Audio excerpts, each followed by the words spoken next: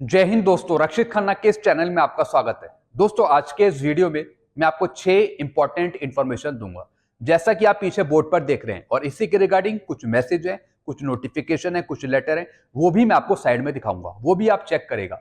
Video में आगे बढ़ने से पहले एक छोटी सी गुजारिश करूंगा, अगर आप पहली बार मेरा चैनल देख रहे हैं या फिर वीडियो देख रहे हैं तो आप मेरा चैनल सब्सक्राइब कर सकते हैं, क्योंकि दोस्तों वेलफेयर से जुड़ी जो नई नई जानकारी आती है वो आपको दी जाती है इस चैनल के माध्यम से। और पेंशन से रिलेटेड जो आपकी प्रॉब्लम रहती है उसका भी सोल्यूशन किया जाता है टाइम टाइम पर। तो दोस्तों, तमाम इंफॉर्मेशन लेने के लिए आप मेरे चैनल से जुड़ सकते हैं या फिर चैनल सब्सक्राइब कर सकते हैं, जिसका नाम है रक्षित खन्ना। चलते हैं दोस्तों पहली इंफॉर्मेशन की तरफ। 2006 से पहले के ऑनरी नैब सुबेदार के लिए बेनिफिशियल सर्कुलर है 631 और उन पेंशनर को एरियर भी मिला हुआ है। जैसा आपको पता है, अगर आप 2006 से पहले के ऑनरी नैब सुबेदार है तो दोस्तों आपको एरियर मिला होगा 1/1/2006 से 30 जून 2014 तक का। जिनको नहीं मिला फिर वो कार्रवाई करेंगे 631 सर्कुलर को लेके। लेकिन दोस्तों, क्या आपको पता है जो 2006 के बाद आए हैं ऑनरी नैब सुबेदार, उनको भी एरियर मिला है। और वो एरियर मिला है एमएसीपी का, यानी ऑनरी नैब सुबेदार की पेंशन और नैब सुबेदार की पेंशन के डिफरेंस का। दोस्तों, जो 2006 से पहले आए उनको तो एरियर मिल गया 1/1/2006 से 30 जून 2014 तक का। 2006 के बाद ऑनरी नैब सुबेदार जिनकी क्वालिफाइंग सर्विस 24 साल है, उन्हें एमएससीपी नैब सुबेदार की पेंशन मिली है। यानी कितनी? 23,750 से बढ़कर 24,825। और दोस्तों ये एरियर है 2006 के बाद का। इसमें भी दो एरियर है, एक तो सर्विंग पीरियड का, दूसरा रिटायरमेंट के बाद का।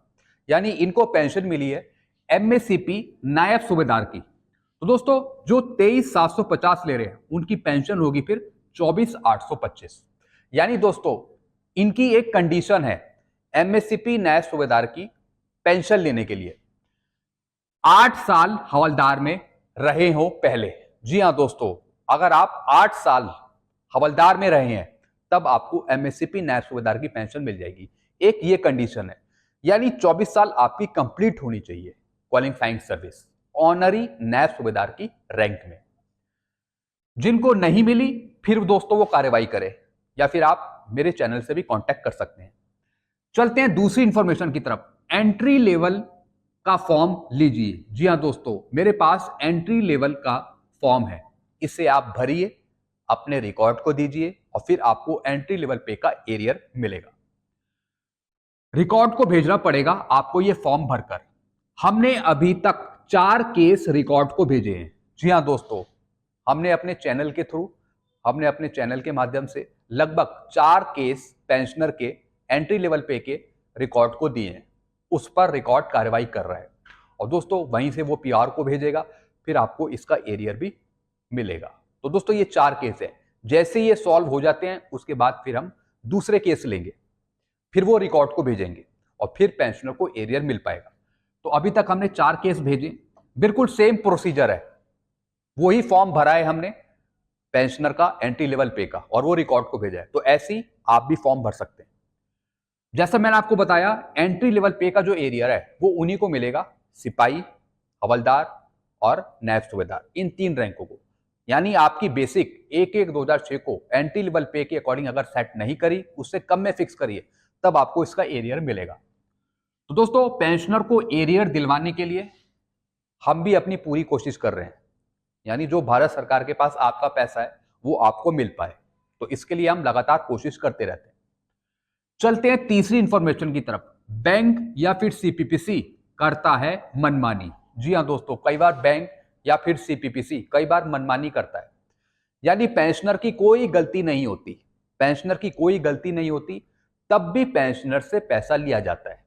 और दोस्तों एक केस मेरे पास आया था, एक पेंशनर का फोन आया था, वो रिटायर हो गए थे 2012 में, उन्होंने कम्यूटेशन लिया था।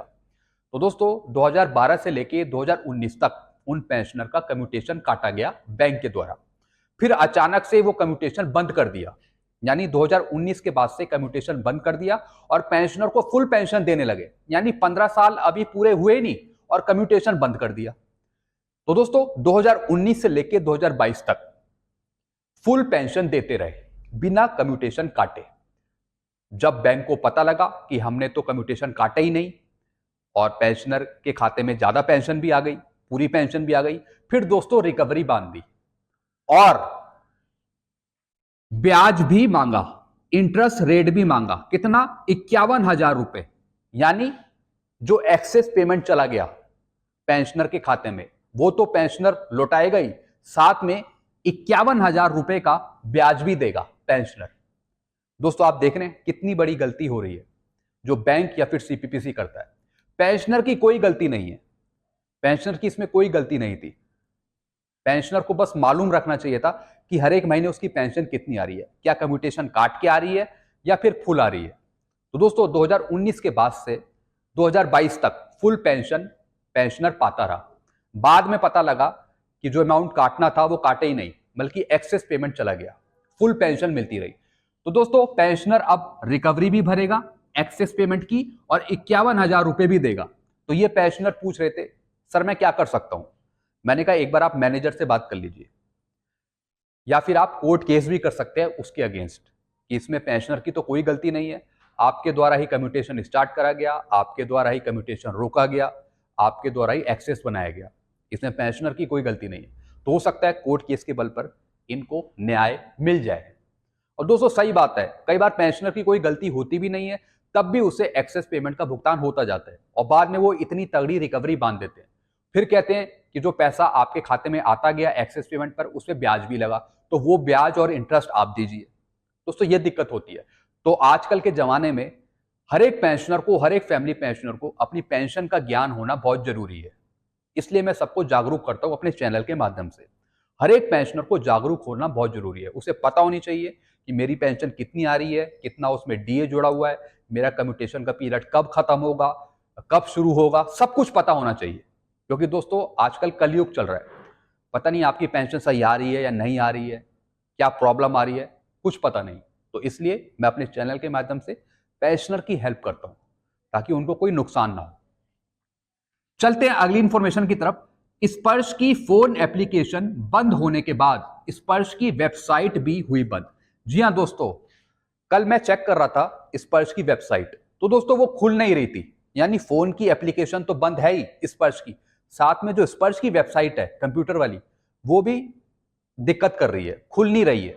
तो एक बार आप भी चेक कर लीजिए क्या आपकी स्पर्श की वेबसाइट ठीक हुई या नहीं हुई। क्योंकि दोस्तों कल मैंने चेक किया था तो कल दिक्कत हो रही थी, क्या पता अभी ठीक हो गई हो। तो एक बार आप चेक करके बताइए कि स्पर्श की जो वेबसाइट है वो ठीक काम कर रही है या नहीं कर रही है, खुल रही है या नहीं खुल रही है।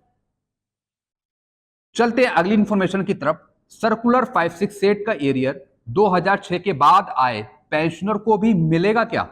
जी हां दोस्तों, जिस तरीके से 568 का एरियर 2006 से जो पहले आए हैं उनको मिला, तो क्या सर्कुलर 568 का एरियर जो 2006 के बाद आए हैं क्या उनको भी मिलेगा? सबसे बड़ा सवाल है दोस्तों। इसका मैं आपको एक एग्जांपल देता हूं, सही से समझाता हूं आपको। दोस्तों अगर 2006 के बाद आए पेंशनर्स को 568 का एरियर मिलता, दोस्तों वो किस बेस पर मिलता, पहले हम ये जान लेते हैं। दोस्तों अगर 568 का एरियर मिलता तो जो आपकी पेंशन कैलकुलेट होती वो होती 33 साल क्वालिफाइंग सर्विस पर। यानी अगर आपकी पेंशन 2006 के बाद 33 साल क्वालिफाइंग सर्विस पे कैलकुलेट होती, यानी लास्ट बेसिक का 50% करके अगर पेंशन कैलकुलेट नहीं होती, 33 साल पर कैलकुलेट होती, तब आपको इसका एरियर मिलता। जैसे कि 2006 से जो पहले आए हैं उनको मिला है। यानी 1/1/2006 से 2006 के बाद से आपकी पेंशन सेट हुई लास्ट बेसिक का 50% करके, यानी आपकी पेंशन 50% के अकॉर्डिंग सेट करी गई, तो इसलिए आपको एरियर नहीं मिला। ये एरियर उनको ही मिला जो 2006 से पहले आए और जिनकी पेंशन 33 इयर्स क्वालिफाइंग सर्विस पे सेट करी। तो दोस्तों 33 इयर्स पे जो आपकी पेंशन सेट करी और फिर 1/1/2006 से लास्ट बेसिक का 50% करके पेंशन सेट करी, तो उसी के डिफरेंस का आपको एरियर दिया गया जो 2006 से पहले आए। हालांकि अगर 2006 के बाद भी अगर आपकी पेंशन सुधरती नहीं, 33 इयर्स पे ही वो कैलकुलेट होती, तब आपको भी एरियर मिलता 568 का। तो इसलिए दोस्तों वो आपको एरियर नहीं मिल पाया क्योंकि 1/1/2006 से आपकी पेंशन 50% करके सेट करी गई, लास्ट बेसिक का 50% करके। चलते हैं दोस्तों अगली इंफॉर्मेशन की तरफ। हवलदार को भी सूबेदार मेजर की पेंशन लागू है। अब काफी पेंशनर सोच रहे होंगे कि हवलदार को सूबेदार मेजर की कैसे पेंशन मिल जाएगी। दोस्तों मिलती है, और वो उन्हें मिलती है जो डायरेक्ट रिक्रूटी हैं या फिर जो एजुकेशन कोर के हवलदार हैं, जो सूबेदार मेजर तक की एमएससीपी ले पाते हैं। सेम कंडीशन इसमें भी वही है। पहले 8 साल बाद नायब सूबेदार की पेंशन, फिर 16 से ऊपर सूबेदार की पेंशन, फिर 24 साल से ऊपर सूबेदार मेजर की पेंशन, जो एजुकेशन कोर के हैं, जो डायरेक्ट एंट्री हवलदार है। तो दोस्तों ऐसे हवलदार भी सूबेदार मेजर तक की पेंशन पाते हैं और इनको भी पूरा एरियर मिलता है। तो दोस्तों आप कमेंट करके बता सकते हैं, अगर कोई डायरेक्ट रिक्रूटी है हवलदार के और जिन्हें एमएससीपी नहीं मिल रही और उन्होंने एक ही रैंक में 8 साल गुजार दिए, चाहे वो नायब सूबेदार की रैंक हो, चाहे वो सूबेदार की रैंक हो, चाहे वो सूबेदार मेजर की रैंक हो, यानी 8 साल आप एक ही रैंक में रहते हैं और फिर बीच में आपको कोई प्रमोशन नहीं मिलता, तो फिर आपको नेक्स्ट रैंक का बेनिफिट दिया जाता है। तो उसकी भी क्वालिफाइंग सर्विस अलग अलग होती है, उसके भी रूल होते हैं।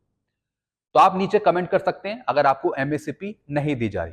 तो दोस्तों हम अपने चैनल के माध्यम से आपकी हेल्प कर पाएंगे और आपको एमएससीपी दिलवा पाएंगे। तो दोस्तों ये कुछ पॉइंट थे, कुछ वेलफेयर के, कुछ जानकारियां थी जो मैंने आपको समझाई। आई होप सारी जानकारी आप अच्छे से समझ गए होंगे। वीडियो आपको अच्छा लगता है, वीडियो को लाइक करें और इस चैनल को आप सब्सक्राइब कर सकते हैं। Thank you so much.